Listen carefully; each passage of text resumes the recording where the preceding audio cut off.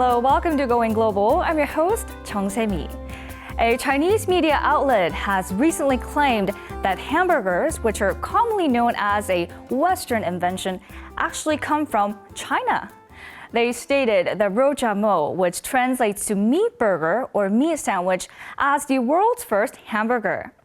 Originating in the Shanxi province of China, rojamo consists of a chopped meat inside a pita-like bun, and this snack has been around since the Qin dynasty from about 221 BC to 206 BC. And the earliest known newspaper report on the origin of the hamburgers appeared in the Chicago Daily Tribune in 1896. And they stated that the history of hamburgers indeed began from China, from the meat sandwiches invented 1,000 years ago as a royal snack in China. And this may well explain why rojamo is now regarded as the world's first hamburger.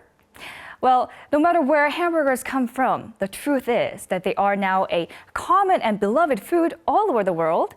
And as we all know, when it comes to delicious food, we all become one. As much as foods connect mankind, Going Global is here to connect you with the greatest stories from all around the world. Are you ready? Now, our first story today is taking place in Myanmar. A photographer in his late 60s has settled down in Myanmar to capture the lives of the people and its sceneries on his cameras. Let's take a look at his story right now. This is a countryside road in Myanmar. The scenery looks similar to the 1960s and 70s of South Korea. Animals here are friends to these naive and innocent children. An elderly photographer stands by to capture the moment on his camera.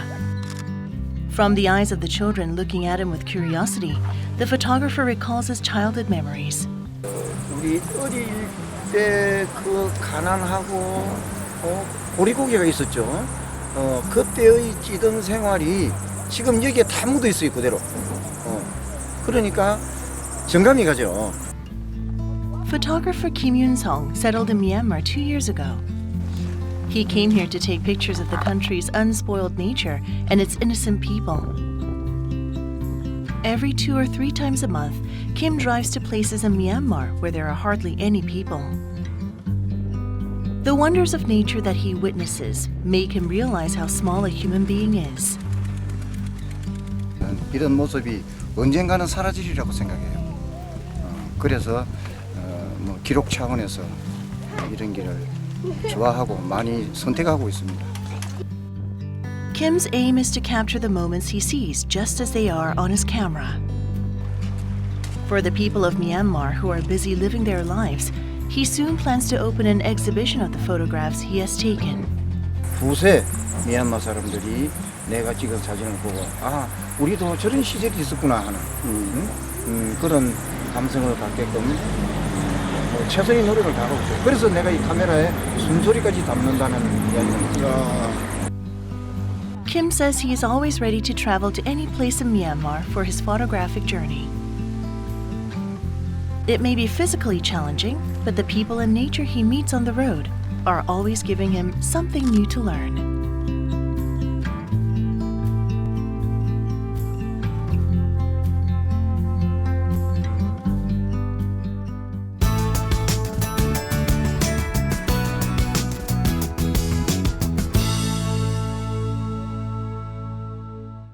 The sceneries of Myanmar just look beautiful and untainted.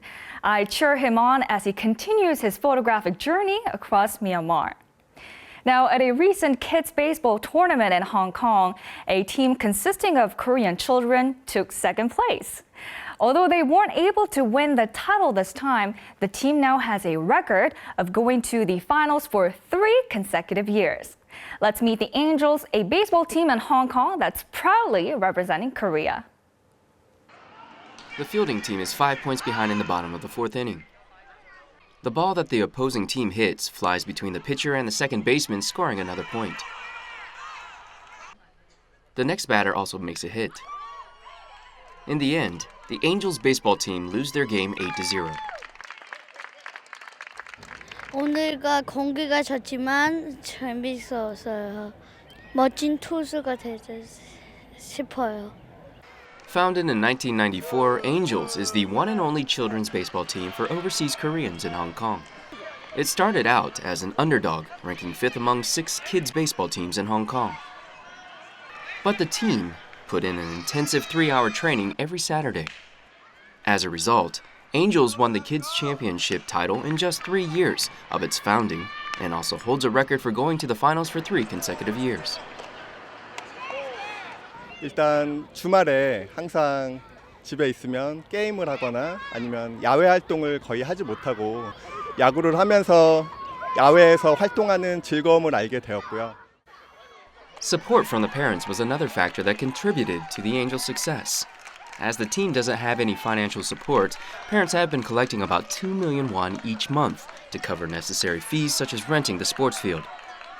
They also volunteer as scorekeepers or help analyze videos of the team's games. 우리는 우리가 한국 팀을 대표한다고 생각해요. 아이들이 해외에서 생활하면서 한국 대표팀으로서 이렇게 활동하게 된 건 큰 경험이라고 생각합니다.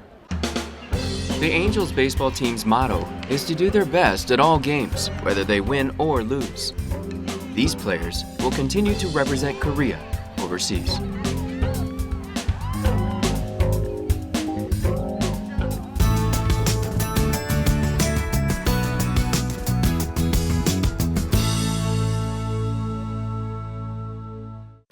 Now, spring is here, and I'm sure many of you have started cleaning and organizing your house.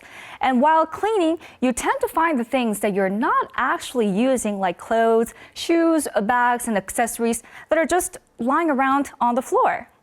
In Israel, a pop-up shopping event was held in downtown Tel Aviv for the city's homeless with the help of people's donations of second-hand goods. Let's take a look at this special event. A long line of stores have filled up a street in Tel Aviv downtown. More than 1,000 different kinds of fashion items for all seasons, including clothes, shoes, and bags, can be found at this marketplace. People are busy picking out items that suit their taste. The shoppers who are here are the city's homeless people. כמה נעליים, כמה בגדים, מכנסיים, חולצות, ויש עוד לקחת. אני גם ממליץ שיעשו את זה יותר, כי... This is the so-called street store, where the city's homeless can get a full shopping experience without having to pay. Donators who participated in the event brought good quality second-hand items and clothing.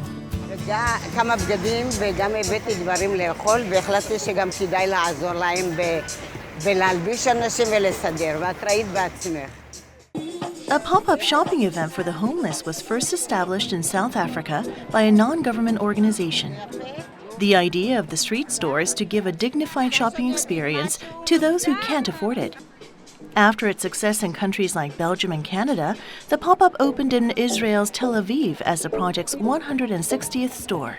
They like exactly the same things. They'd like to choose the type of color top they like best. At the end of the day, realizing we're all just one big community, and if you can give, why not? Bringing joy and reward to both the donators and the beneficiary, the street store is now becoming a new milestone for making donations.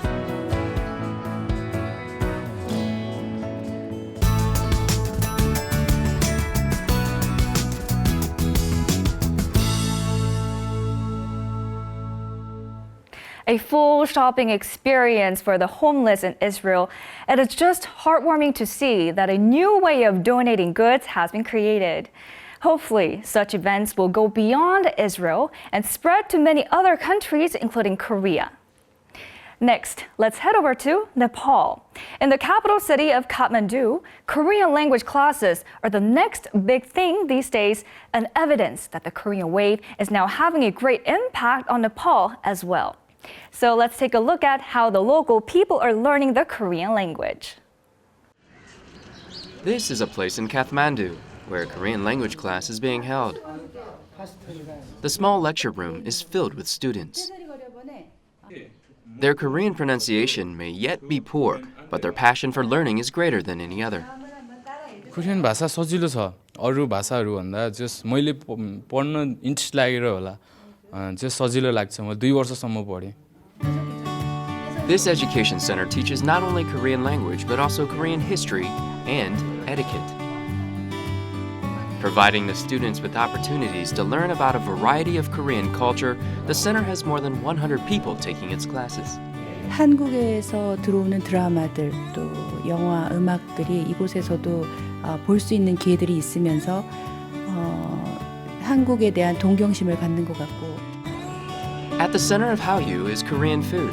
The Korean cooking class, which opened 4 months ago, is also packed with eager students. Offered as a free class, people can learn how to cook various Korean dishes, including bulgogi, nakji볶음, and hobak buchimge. Only 12 people can take the class at once, but the waiting list is long. Nepal र Korean खाना चाहिँ नेपालीको तुलनामा गुलियो अनि धेरै डिशहरू अनि लुक्सहरू पनि धेरै राम्रो छ. These young Nepalese are getting to know more about Korea through its language and various aspects of culture. Korean culture, no longer a foreign presence, is becoming a part of their daily lives.